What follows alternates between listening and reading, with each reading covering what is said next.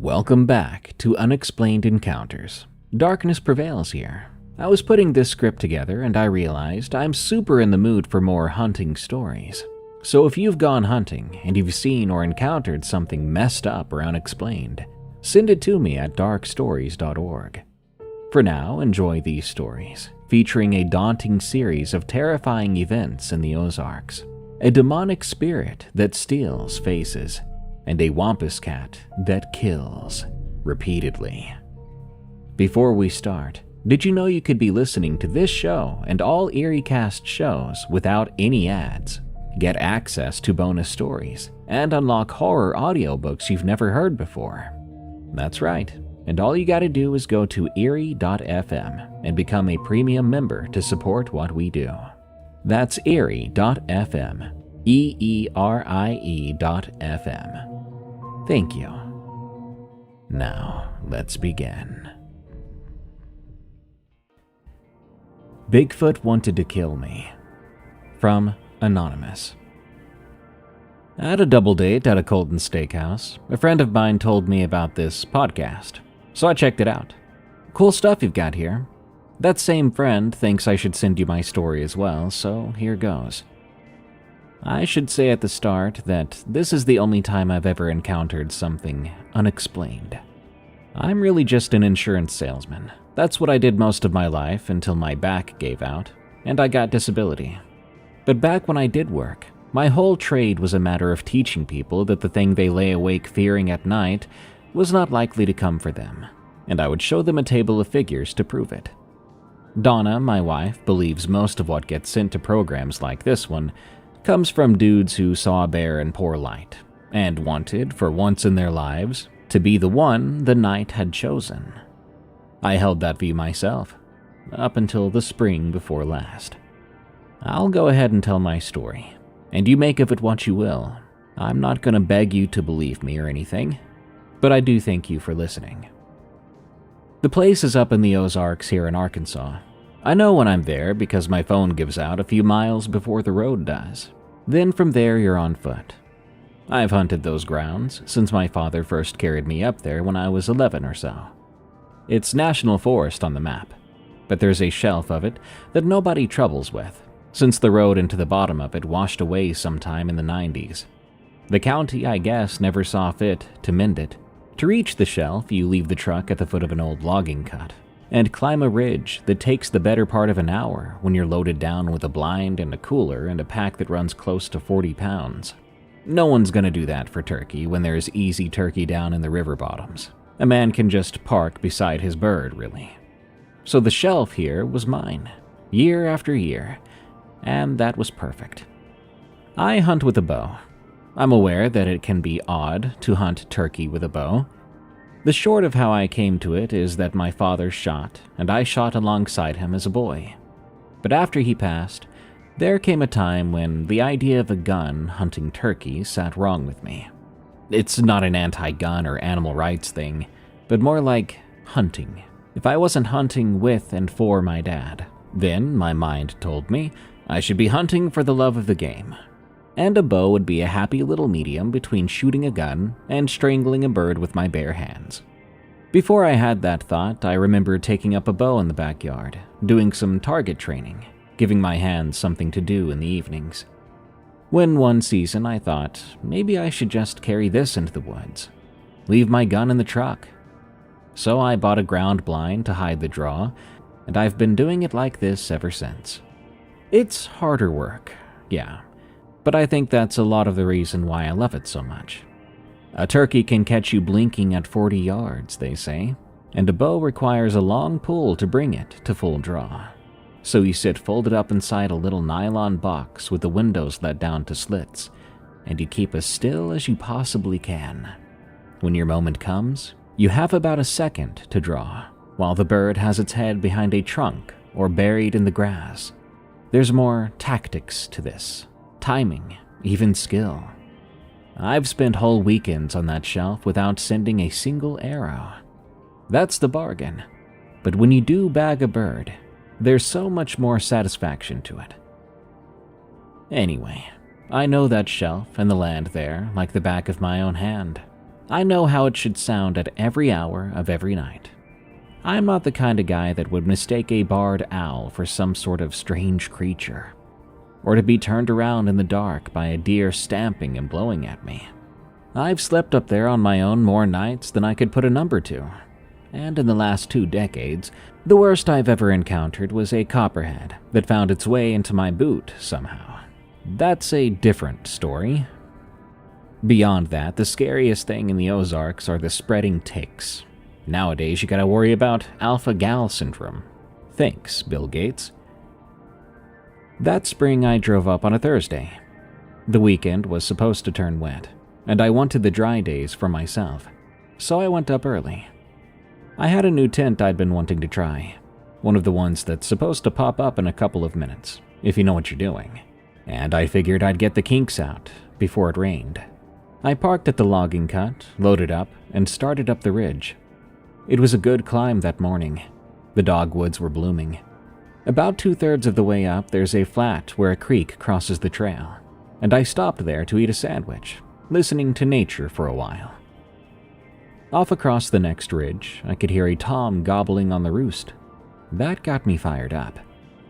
I made the rest of the climb feeling about as good as I get these days. I set up camp where I always do, back in this little stand of cedars where the ground is flat and the wind can't get at you. Nobody down below can see you up there. I've got an old fire ring there from all my years using the spot, too. I put the tent up, got my bedroll laid out. I hung up a food bag off a limb a good ways from where I'd be sleeping. You've got to do that, unless you want your face munched on by a bear. Then I walked out to look around while I had light. Down the slope a ways, I found fresh scratching in the leaves where a flock had been working through, and there were droppings, the J-shaped kind that tells you there's a tom. And down at the creek, I found a couple of tracks in the mud as wide as my hand. That put me in an even better mood. I set my blind in a pocket of brush at the edge of a clearing. I was hoping they would come through there at first light, so I laid out a hen decoy and a jake. Then I walked back to camp. That evening, I cooked supper and turned in early. The thing is, you've got to be in the blind before the birds come off the roost, so that means you're walking out there in pitch dark. The first night, there was nothing. I slept fine and heard the usual. One time I heard coyotes, off toward the river somewhere. They were yipping about something, but not too close, so whatever. There was an owl, too, near the creek. I woke up a couple of times, restless on the hard ground, my first night out, but that's pretty normal. Every time I just laid there listening. Nothing out of the ordinary, and I dropped back off. Friday morning I killed a bird. It was about the best morning of hunting I've had in years. I was in the blind before daylight. The woods woke up around me a piece at a time. A cardinal first, then crows somewhere down the slope, and then the toms cut loose up on the roost. 3 of them at least, and close. My heart was beating fast. I was excited. I gave them a couple of soft tree yelps on my mouth call. Nothing big. Just a hen letting them know she's down here and she's interested. One of them about lost his mind over it. When they pitched down off the limb, I could hear their wings, heavy slapping turkey wings. He came into my decoys all strutted up, fan out, dragging his wingtips in the dirt, drumming at the jake. Then he hung up just shy of range and stayed there. I had to sit there and wait him out. My legs were killing me at the time. I had a cramp coming on in my left foot that I couldn't do a thing about. But he finally broke and came on in to take it up with that jake decoy. When he stopped behind the hen, I lost sight of his head. So I started to draw, and when he cleared, I put the arrow right through him. He ran about 10 yards and dropped. It was a big bird, beard pushing 11 inches, spurs as big as your thumb. I went and got him, carrying him back up to camp, and I was happy enough to whistle a tune. I cleaned the bird at camp. I'm careful about that on account of bears, even though I've never actually laid eyes on one up here. Just sign and old signs at that. The parts I wasn't keeping, the guts and all, I carried way off, down the back side of the shelf to a little gully, a few 100 yards from where I slept. My dad had always drilled it into me, you don't leave that mess near your bed. Then I washed up in the creek, bagged my meat, and hung it in the shade in the cooler bag. I ate a good lunch. I'd earned it after all, and I laid down in the sun a while. It was a fine day. That afternoon, I walked back down to the gully, figuring I'd make sure I hadn't left anything that might bring something right up to the trail to me. The guts were gone, though. Now, that's nothing strange on its own. Crows, coyotes, possums, just about anything will clean that up inside an hour. And it had been a few hours. But it wasn't tore up and dragged around, which is what a critter would have done to it. There's always a mess after, feathers worked loose and a drag mark in the leaves. But there wasn't any of that. It was just gone, like someone had bent down and picked it clean. The leaves around there were barely even disturbed. One dark smear on a flat rock, and that was it. I stood there a moment, told myself I was reading too much into it. Then I walked on back up. That evening, I sat by my little fire and ate. The light came down through the cedars, all gold and then red, and the woods went quiet right at dark, the little hush before things in the night crank up. I tried calling Donna on the off chance I had reception, but there's really never signal up there. So when that didn't work out, I sat with my coffee and watched the fire. I remember being so at peace at the time, having the thought that I should really do this more, that I'd let too much time stack up between these trips. What with my dad gone and the boys grown up, so I made myself promise to do it some more. It was starting to get cold after that, so I put the fire out and drowned it, stirring the ashes and drowned it again. I then crawled into my tent. I couldn't tell you what time it was when I woke up. I never checked. But what woke me up was a sound. The sound was a knocking, one single knock, on wood. It came from down the slope below me somewhere.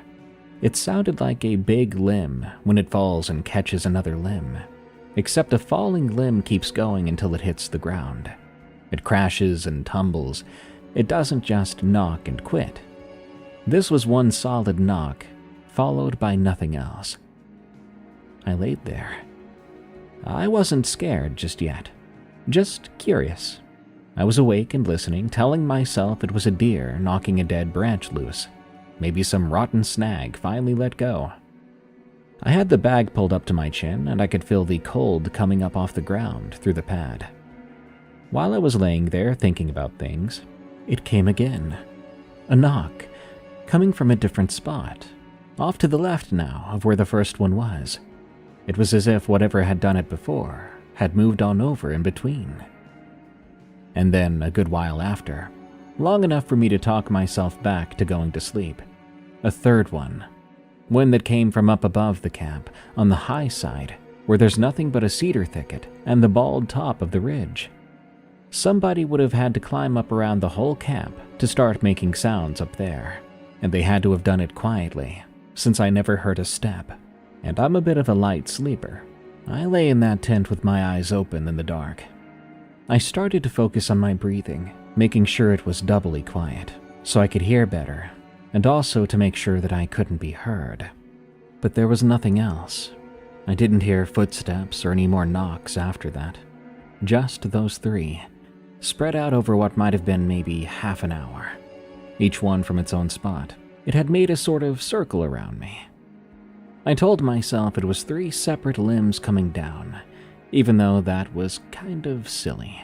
But what it really sounded like was something walking the edge of my camp in the dark, rapping on a tree every so often, like a fella going down a hall knocking on doors. When the sun was starting to come up, I got up, and with the sun up, I felt like a fool. I made my coffee and got my gear, then I went and sat in my blind for the morning. That's what I drove 3 hours and climbed an hour to do. I wasn't about to let a couple of weird noises run me off. And you know what? I killed my second bird that morning. It wasn't the pretty hunt the first one was. I wasn't all the way into it, thinking a bit too much about the night before. I kept catching myself looking back over my shoulder out the rear window of the blind, instead of watching the decoys. A couple of times I about missed birds moving out front on account of it. This one came in quiet, no gobbling at all. just kind of showed up at the edge of the clearing already close, which a Tom might do sometimes when he's spooky or wore out running hens, and I almost didn't get a shot. But I got it, and I made it good. And that was my second longbeard. 2 of them with a bow on public land. I ought to have been on top of the world. Instead, I felt wore out. There was something sitting in the back of my head I couldn't get to settle. And packing that second bird up to camp, I was already chewing on whether I even wanted to spend another night up there, or just pack out a day early. I cleaned the second bird, carried the guts off the other way this time, away from that gully, so I wouldn't have a reason to go back to it. I hung the meat, washed up. I was sitting there at my fire ring in the middle of the afternoon, broad daylight, sun coming down warm through the cedars, when I saw the arrow. It was one of mine. I knew it right off the bat. It was my fletching. My nocks are orange, so I can find a shaft down in the leaves easily. It was standing straight up out of the ground, at the edge of my camp, a few steps from the tent. The broadhead was driven down in the dirt, so it stood up on its own with the shaft pointing at the sky. Not a mark on it either. Now, I always count my arrows. My dad beat that into me when I was a kid. Count your arrows. I'd carried 12 up that ridge. I'd put 2 into 2 birds and pulled both of them, and they were in my pack, since you don't leave a broadhead laying out in the woods. So, not counting the 2 I had in my pack, I should have 10 in my quiver. I went and counted them again to be sure. I was taken aback. There were only 9 in my quiver, but the one in the ground made 10. I pulled it up out of the dirt and held on to it. I counted all my arrows in their separate spots over and over again to make sure I wasn't going mad. It came out the same every time. One of mine had come out of that quiver, gone into the ground a few steps from my tent, and I had not done it. The only stretch it could have happened was the hour or so I was off dumping guts and down at the creek washing up, with my bow leaned against the cooler, my back turned. That's when it hit me. Cold went all the way down through my belly. I stood there in the middle of the woods, with a chill going down my spine. Something or someone had come into my camp in broad daylight, slid one of my own arrows from my quiver, stood it up in the dirt where I'd be sure to find it, and they somehow never made a sound. I should have packed up right then and right there. A smarter man would have. A smarter man would have walked right off the mountain with 2 birds and a good scare. I stood there with that arrow in my hand, and I came up with excuses not to leave.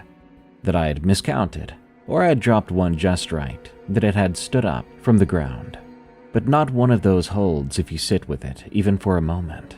There's no other hunter on that shelf. I'd have seen some boot prints, his trash, something to give him away. An arrow doesn't stand itself up in the dirt with no mark on it. And I don't miscount my arrows. Never. My dad made sure of that when I was a boy. But I wanted to stay. Again, I'd driven all the way out here and climbed all that way, and I'd killed 2 good birds already. Some stubborn part of me wouldn't let a few noises and a trick with an arrow run me off my own spot. So I put the arrow back in the quiver, making 10 again, and I told myself I would decide in the morning. The rest of that afternoon, nothing happened. I sat by the fire and I owned my broadheads. I ate early since I figured I'd want to be zipped in before dark. The whole time I kept catching myself turning a little sideways on the log, so I had the tree line in the corner of my eye. I would notice I was doing it, and I'd feel like a fool, even though I was alone, and I'd force myself to face the fire again. But a few minutes after that, I'd be turned around once more. You ever watch a dog stand at the screen door, growling low at the yard, even when there's nothing to see? That was me. The woods just sat there as normal as ever, but at that point in time, I hated it. It clearly wasn't normal out there, and I clearly was not truly alone. Right at dusk, the sounds of the woods faded away. Even the bugs wound down, and I sat there in silence, knowing that something was coming. I've spent enough nights in the timber to know what that usually means. That there is something moving through that even the bugs don't like. Could be an owl coming off its roost or a bobcat. But what you do is you wait a few minutes and you see if it passes on. If it does, you'll hear the bugs crank on up. So I waited. I sat with my supper going cold in my hands, and I waited for the woods to come back to me. But they did not come back. It stayed quiet for so long. It felt like sitting there by the fire in pitch-black darkness otherwise might be a mistake. Like the fire was going to give me away. Like everything could see me, and I could see nothing. So instead of stoking the fire or lighting it back up, I let it burn out. And when it did, I sat there in the dark, letting my eyes come around, eventually. After several minutes, I was able to make out the tree line somewhat, and the pale hump of my tent, but not really much else. But that's when the knock came back. It came from the tree line right at the edge of camp, closer than the night before.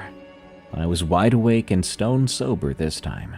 There was no talking myself out of it, and this time I knew the exact spot it came from. I was looking darn near straight at it too. After the knocks, there came a sound I would only call huffing. Long, quick draws of air, like a big, exasperated animal. But it was coming from much higher off the ground than a four-legged creature, or even a man for that matter. I didn't move. Another knock came, off to my right. My company had moved, and just like before, it had moved without a sound. A good 20 feet across dry cedar litter that pops if a chipmunk crosses it. And yet, it was moving through it as if it were levitating. I've hunted this region my whole life. I can hear a squirrel change his mind in a tree at 60 yards. This thing crossed open ground so close to me that I should have heard every step, should have heard its arm moving and shifting as it walked. But I didn't.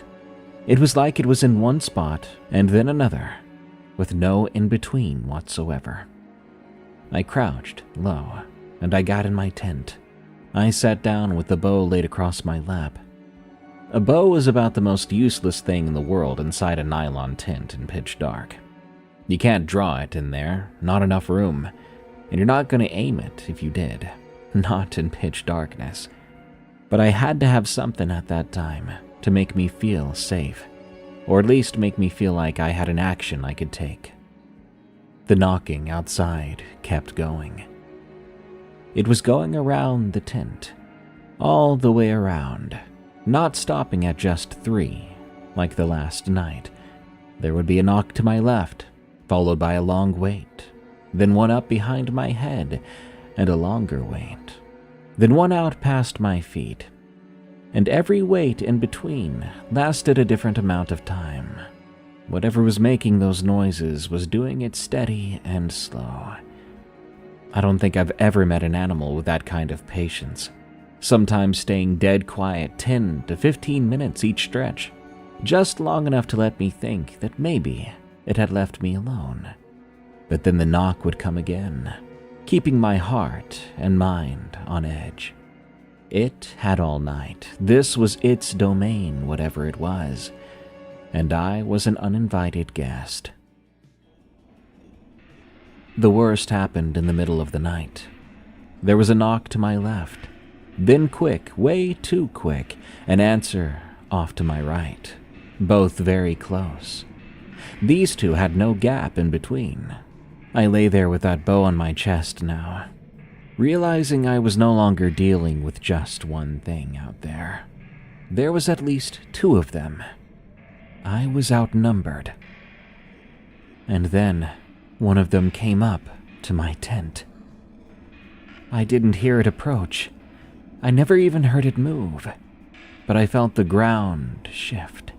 If you've ever laid on the bare dirt while something or someone heavy walks nearby, there's a kind of vibration that comes up through the ground and to your back, and you don't have to hear a single footfall. I felt that. Then another, closer. Something setting its weight down a step at a time, coming towards me. I heard the huffing again, but it was no longer in the tree line. It was right by my head, just outside the tent. The thinnest fabric mankind has ever devised separated me from something that sounded like it could rip me in half. I lay there with my eyes open, trying not to breathe. I could hear it leaning towards me, the tent wall pressed in against my shoulder. Just barely. I wasn't sure yet if it was its face, or hand, or I don't know what, but even the poles began to creak a hair under it. Then it stopped and stayed like that, leaning on the tent over me, breathing, probably smelling me through the wall. I noticed its smell then too.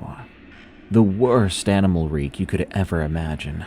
Like if you piled up roadkill for an hour that you found on the highway and brought it home to microwave for 10 minutes straight. Eventually, it eased its weight back off, slow as it had come, and a good minute later, a knock cracked out from the tree line, once again distant enough. I've never in my life, before or since, come as close to just dying of fright as I did with that wall touching my shoulder. I really think if it had pushed on through, I probably would have died right there. My heart wouldn't take it. After that, I gave up trying to track where they were, and just shook. I prayed too. I'm not usually a praying man, and the words came out a mess, but I said them, and I said them out loud. I thought about Donna. She would probably be sleeping 40 miles away from where I was, and I was reminded I would not be able to call her until I left. Matter of fact, nobody alive knew which mountain I was on, let alone which shelf. I'd kept this spot to myself so well for decades. I was proud of it, until right then. Now I was regretting my secrecy. God, she'd give me till Sunday before she did anything about this, and a day past that before she actually called the authorities. And on top of all that, nobody would know where to start. I lay in the dark with all that stacked up in my mind, and I had to force it out if I wanted any sleep or peace. The knocking continued for most of the night. At some point, the knocking spaced further and further apart, and they finally stopped. But even then I did not feel content or relieved, so I lay there still shaking, waiting for any noise at all. There would be no sleep. The rest of the night was an exhausted blur, but eventually I heard birds. The woods had come back alive. I finally felt safe enough to move again, and the first thing I did was reach up to my shoulder to where that thing had touched me through the tent wall, like I was going to find some mark or stain. I sat there for a little while longer before I worked up the nerve to put my hand on the zipper. I kept imagining it, still out there, waiting for me to open up. When I finally did it, I did it fast, like ripping off a Band-Aid. And I jumped out, half falling, honestly, with my head swinging left and right to catch any sign of movement. But there was nothing to be seen. My camp was empty, the fire pit was still cold, and the sun beamed through the cedar trees. Whatever those things were, they had walked off and left me for the morning. But I soon realized they'd left messages. The rocks in my fire ring were moved. They hadn't been knocked aside or rooted out by some animal after some grease, like a bear might do, but they had been moved deliberately. For the good part of several years they'd been in a circle, but now they set into a long, curved line, the open side toward my tent. These were larger rocks. I'd have heard them moving around or a man grunting and dragging those, but I had not heard anything, despite being up all night. Yet there they were, in their new, glorious shape. Then I saw my decoys. I'd staked them down at the clearing by the blind, a good 200 yards off and down the slope from here. But both of them were standing in my camp at that very moment. Something had pulled them and carried them up through the dark, and knew to press their stakes into the dirt to make them stand up. It even made them face my tent door. the hen and the Jake, both waiting to greet me as I walked out. I started to look for tracks. If a couple of intruders had decided to invade my campsite, then I would find proof of them being here beyond just them moving things around.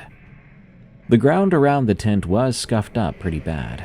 Leaf litter kicked and pressed down in big patches. But the one clear footprint I found was in the soft black dirt at the edge of the fire ring, where I'd splashed my dishwater the evening before. It was definitely a footprint, a bare foot. But my God, it was huge. I've got size 12 boots, but it was longer than my boot by a full hand's length and nearly twice as wide across the ball. 5 toes spread out and dug in deep. The heel had sunk deep into the mud under some real weight. I put my own boot down next to it just to be sure I wasn't losing my mind. My size 12 looked like a child's beside it. My mouth hung open. A bear track you'd know. A man's track you would certainly know. But this was shaped like a stretched-out man's foot, built like nothing that ought to be walking around the Ozarks on 2 legs, and it had been standing right there at the edge of my fire. What in the hell was it? I didn't stand there long. A knock came down from the high side of the shelf above the camp, and another answered it from off in the trees, then a third from somewhere down the slope, down toward the trail, the only trail, which was the way I had to walk to get to my truck. They had never left. They'd gone quiet and waited me out, my worst fears realized. Now they were spread around the top of that mountain, talking to each other, and one of them was on my way down. I jammed my tent in the pack half-folded, and I grabbed my 2 birds. I wasn't leaving without my birds. I don't care how scared of a man I was. Then I threw on my pack, and I started down. The trail off that shelf switchbacks through oaks for the first stretch. It was steep with loose rock. I went down it fast, with 40 pounds on my back. I kept my head turning, watching the trees on both sides. But then the knocking started up again, behind me. A knock up from where I'd come from, then one off to my left, lower and closer to my level. They were coming down with me, or maybe after me. But they weren't running. I didn't hear anything crashing through the brush. Just knocks and something keeping pace. They moved so silently before, but not now. Not when they wanted to be heard. I never saw a single one of them on the way down. About halfway down, that smell returned, and I wanted to vomit. It took me a second to notice the wind. I was upwind, so the smell was coming from ahead of me. There was one below me now. They had me surrounded, front and back. I had to leave the trail. A bad idea most of the time, but I had to do it. Usually you stay on the trail. You don't go busting off into the country. But I wasn't walking down toward that smell, right into that thing's arms or whatever it has. So I cut hard to my right, downhill, straight through the brush toward where I knew the logging cut had to be. I would just have to keep going down. I fell almost immediately. My foot had caught on a root, and I fell hard on a rock, tearing my hand open. I've still got that scar across my palm. But I didn't stop even then. I got up and kept going, dripping with blood down my sleeve. It was then that I heard the screaming for the first time. Holy crap. That screaming was the most terrifying thing I've ever heard in my life. If the knocking and something pushing on the tent was bad, those screams were like something that hell itself concocted. Nothing natural to the forest of any part of the world screamed like that. It came from close behind me and above, and it went up and didn't stop. Even when something that size should have run out of air and stopped, it kept screaming. Every hair on my body stood up. Another scream sounded. One of those things was answering the other call. It came from off to the side, the same kind of scream. This must have been their final warning. I was not wanted here, and I had overstayed my welcome. I ran straight downhill through whatever was in front of me, be it brush or deadfall. I went over a log once, then through a greenbrier patch that opened my arms up, but somehow I didn't even feel it until much later. My pack kept slamming into my back over and over. The birds were swinging about wildly, and the whole time I could hear those things coming. They were crashing through the woods now, no more careful quiet. Multiple huge, heavy things were coming right for me. Things so big and so fast. I knew if they wanted me, if they really wanted me dead, I would have already been dead. They were driving me, like a dog herding sheep. I burst out of the timber so fast I nearly ran past my own truck. I threw the door open and threw the pack in, tossing those two birds along with it. I jumped inside and locked the doors, like that was going to do anything against things this big. I grabbed the steering wheel, getting blood all over it from my palm, and I peeled out of there, tossing gravel behind me. I looked side to side, front and back, through each of my mirrors. But as I drove away, I saw nothing come out of those trees. That was the last time I ever visited my shelf. I never went back there. Decades I'd hunted that shelf, and I'd never heard or encountered anything like that. But all it takes is one time, and I got the message. I was not welcome there. That's my story.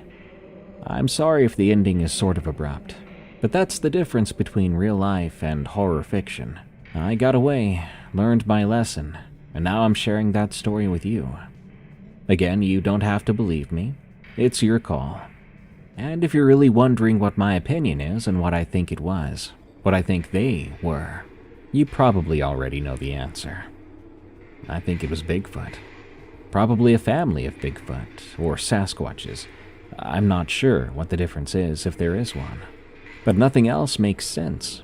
Was there a family of giant people out there trying to warn me away without a single human word? Or was it the famous cryptid? Who knows? But I ain't going back. You couldn't pay me enough to go back. Thanks for listening. This episode is sponsored by ZocDoc. Raise your hand if you've got a doctor's appointment you've been putting off. Mine has been sitting on my list so long I've actively started pretending it's not there. My usual move when something feels off is 30 seconds of internet searching, 45 seconds of panic, then a final convincing speech to myself that it's probably fine. That strategy has worked 0 times. This year I'll be using ZocDoc instead. ZocDoc is a free app and website that helps you find and book high-quality in-network doctors so you can find someone you love. With more than 150,000 providers across all 50 states and over 200 specialties, you can search by specialty or symptom, browse thousands of verified patient reviews, and book a real-time appointment that often happens within 24 to 72 hours. If you've been doing the search and spiral thing like I have, ZocDoc is exactly what I'd use. Stop putting off those doctor's appointments and go to ZocDoc.com/unexplained to find and instantly book a doctor you love today. That's ZocDoc.com/unexplained. ZocDoc.com/unexplained. ZocDoc.com/unexplained. Thanks, ZocDoc, for sponsoring this message.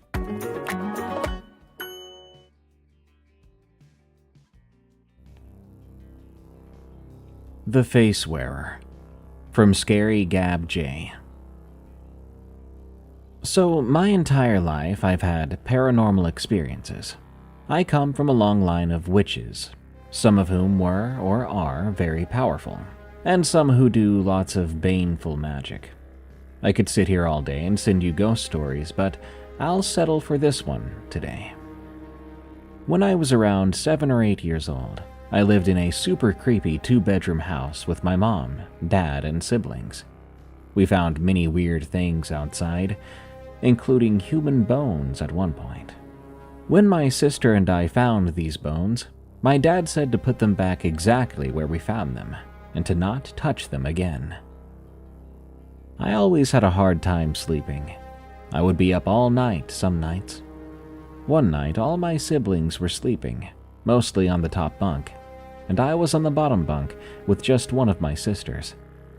I was up as usual, alone. I think it was around 2 or 3 a.m. I was just laying in bed. Out of nowhere, my dad walks into the doorway of my room and motions his hand for me to come with him. He didn't utter a word, literally just motioned his hand at me. So I got up and went with him to the couch. In my living room, we had a couch and a love seat. My dad sat on the couch and motioned with his hand, patting the couch for me to sit next to him. Again, he wasn't saying a word. We sat there and I watched TV with him in complete silence. The entire time I was watching the TV, my dad was not watching it. Instead, he was staring straight at me.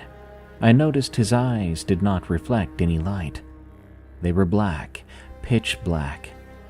I did not see any white in his eyes at all the entire time, and I had a very weird, uneasy feeling, like something was very wrong with him.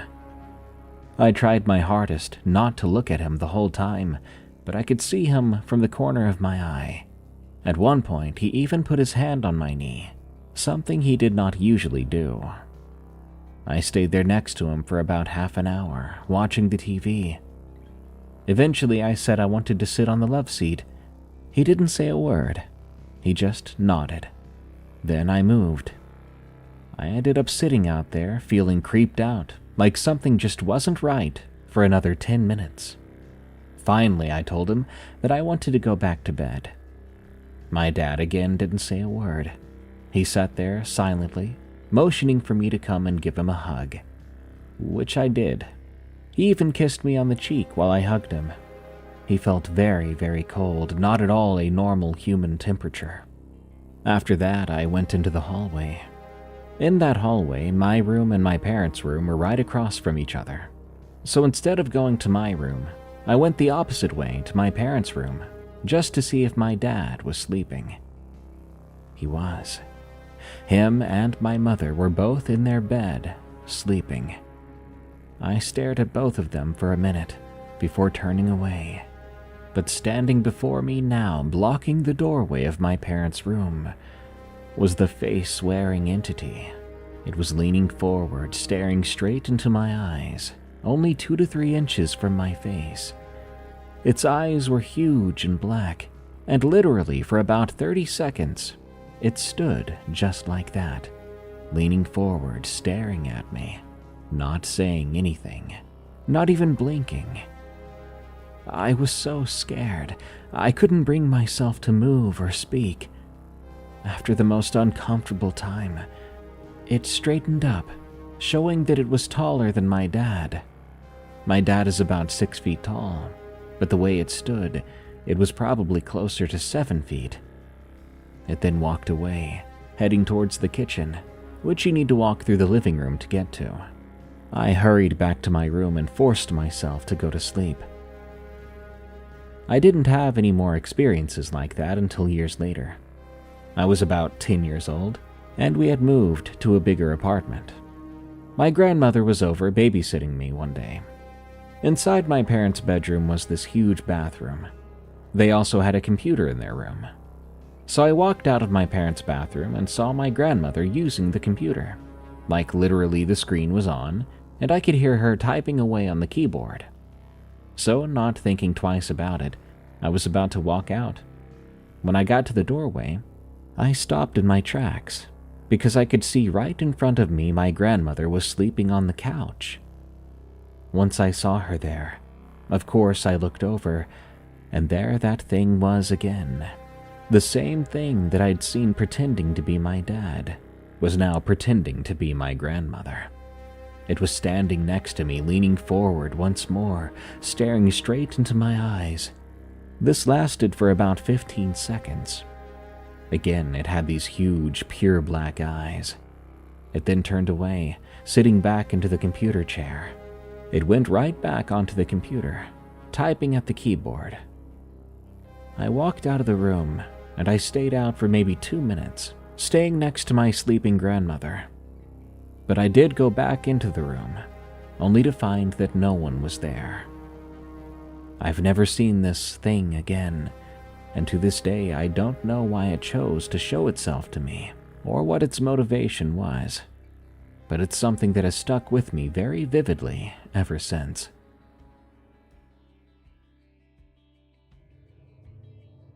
Cryptid Connection from Appalachian Princess. The stories I'm about to tell you happened in 2 different decades. One happened in the early 60s to my great-grandpa on my mother's side, who lived in the valley, and the other happened in the late 80s to my grandpa on my dad's side, who lived on the mountain. 2 different stories, but I think they're about the same creature. I'm not sure of the exact years they happened, so I'll do the best I can. I'll tell you what happened and then my opinion.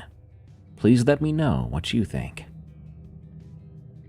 When my great-grandpa built his house in the mid to late 50s, he made what he thought was a good decision to make sure the house was slightly higher up, in the case he had to work on water pipes or some such. Then he wouldn't have to belly crawl. Instead, he could simply crawl on all fours and sit up to work on anything under the house.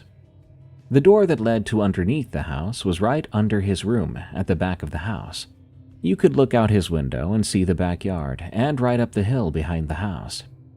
At the time, there were trees on the hill back there, and you couldn't see much through them. Of course, those trees are gone now. Back then, there were no streetlights or anything up there, so it was super dark. In the late 60s, there were some incidents where some people's pets were attacked or even killed. When I asked one lady about it, her eyes got really big, and she simply said, "I really don't want to talk about it, honey. We try not to think about that thing." During this time, my grandpa had a little dog he would go squirrel hunting with. He would bring the dog outside and let him run up in the woods, while my grandpa would sit in the swing in the backyard, listening to that dog bark at them. That dog was not an inside dog, and he wasn't an outside dog either. So if Papa hollered for the dog to come back inside, and he didn't come back at night, Papa would just head on to bed, and the dog would come sometime in the morning. It would go in and eat and head right back out. So according to my grandpa, he had been working on putting lime under the house for mold, and he noticed there was a leak under there from the bathroom. So he had to fix that and left that door open so he could check it later, making sure it wasn't still dripping. When it got dark, Papa hollered for his dog, but the dog did not come. So Papa just went on to bed. At around 2 or 3 a.m., there was a loud commotion that woke Papa right up, pretty much jolting him awake and startling him. He said what he heard next broke his heart. The commotion was crazy, he said. He heard that little old dog not yelping, but screaming. He said he'd never heard a dog scream like that. He grabbed his pistol and a flashlight and ran out the back of the house to that door that led under the house. By the time he got to the door, it had already gone quiet, and he knew that little dog was dead. He said he couldn't hear or see anything at first. Then he knew there was something wrong. There was something else under the house, and it was growling at him. He could smell it too. He said it was one of the worst smells he'd ever smelled before. The way he put it to me was like rotting meat and wet dog. He said he braved it and got down and started crawling under the house, shining the flashlight to see what he could see. He said he could hear it breathing and realized it was very close. What happened next happened in about 10 seconds. He moved the flashlight to his left, and all he saw was black fur and big green eye shine run past him. Papa screamed and then retched. The smell was so concentrated and awful, he couldn't help it. Papa back then was part of the fire department. He had seen and smelled some rough stuff, to say the least. He said he sat there for a few minutes and collected himself, and he got to thinking. He couldn't leave that little dog under there. So he went and got what he said was left of it. He didn't want my granny to see that. He wanted to bury the dog and he would tell her what happened when he went back in. The whole time he was burying the poor dog, he knew that thing was watching him. After all, he could still smell it. When he went inside, my granny was standing there, and she was scared to death. He told her what happened and finally started to cry for his dog. The next morning when he went outside, his neighbor had come out. Papa went over and told him what had happened. Apparently, he had not been the only one that night who had a pet attacked or killed. According to the neighbor, earlier in the night, a lady on the road across from my papa almost lost her little dog to something. She had been out on the porch, smoking, and she had her dog on a leash. She said suddenly she smelled this terrible smell and began to hear growling. The little dog actually began to shake and tremble and peed itself while running to the porch. She said they went into the house and she heard all this commotion on her front porch, something scratching and growling. Papa said there were actually deep scratches on her door when he went to check. This went on for a few nights in a row, but just as suddenly as it started, it stopped. There was quite a bit of speculation as to what it was. Could be a mountain lion, a coyote. Someone even said it might have been a small bear, but my papa doesn't believe that. He said it was bigger than a coyote, and he had never seen a mountain lion or a bear ever look or smell like that. He never knew what it was, never found out, but he never wanted to encounter it again. He has since passed away, but he firmly believed it was no coyote, no mountain lion, no bear. Skip to the late 80s. This happened to my grandpa, my dad's dad. The man was an avid raccoon hunter, and he had some of the best coonhounds around. Grand Night Champions, UKC champions, the list goes on. We're talking some expensive and high money-making dogs in the coon hunting world. If you know, you know. For the most part, these dogs were some fearless dogs. My papa and his best buddy would take these dogs out almost every night so they could tree some raccoons. In the off-season, you can't shoot them out to the dogs, so you let them tree them and call them off to go to the next one or to go home. This particular night, he and his buddy took 4 dogs, 2 of my papa's and 2 of his buddies. These dogs were 4 of the best, some of the smartest dogs, so they get to where they're hunting and turn the dogs out. And of course, the dogs do what they do.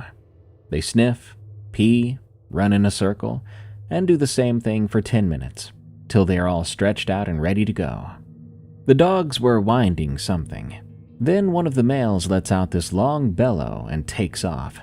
The other 3 follow him. So my papa and his buddy are on the back of the truck, listening. To get a better understanding, some raccoon hunters don't walk with their dog. They hang back and they wait for that long bellow, which lets the owner know that they are on the trail of a raccoon. A good hunter will wait for that one specific bellow and know the dog or dogs have a raccoon treed and to go to them. In the off-season, they will either reward the dog with something or let them tree for a while. In season, well, we kind of know what happens. So my papa and his buddy are listening for the dogs to tree and waiting. Well, it's silent for a good while. Then, from what papa said, all hell broke loose. All the dogs started raising Cain all at once, not like they had a coon treed, but like they were fighting something off. So Papa and his buddy grabbed their rifles and start to take off to where they heard the dogs, thinking maybe they found a raccoon on the ground and got to fighting over it. They got about 50 yards in, and all this commotion turned into dogs yelping, sounding like they were hurt. Then, suddenly, everything got quiet. My papa and his buddy got still and started to listen again. They smelled it before they saw anything. Papa said it was the most horrible scent ever. It smelled of dead, wet animal. All of a sudden, they heard a noise. It was one of his buddy's females. She was limping and bleeding bad, her tail tucked between her legs. His buddy grabbed up the dog, and they both headed back towards the truck. However, whatever this thing was, came towards where the truck was. When Papa started the truck and turned the lights on, he got a glimpse of this thing. It was black, hairy, and had big green eyes.